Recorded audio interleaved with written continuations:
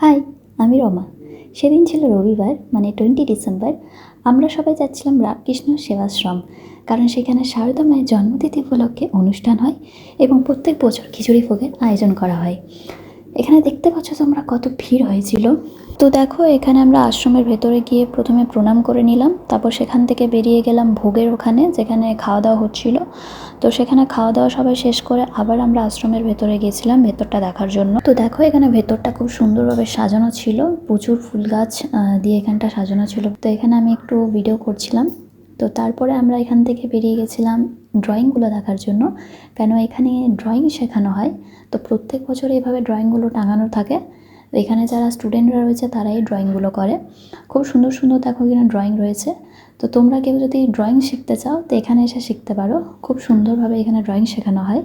তো এই মঞ্চটা ছিল বিকেলের অনুষ্ঠানের জন্য, আর এই মূর্তিটা বানিয়েছিল ওখানের একটা স্টুডেন্ট। তো ব্যাস এইভাবে দিনটা কাটলো সেদিনের। তো দেখা হচ্ছে পরের ব্লগে।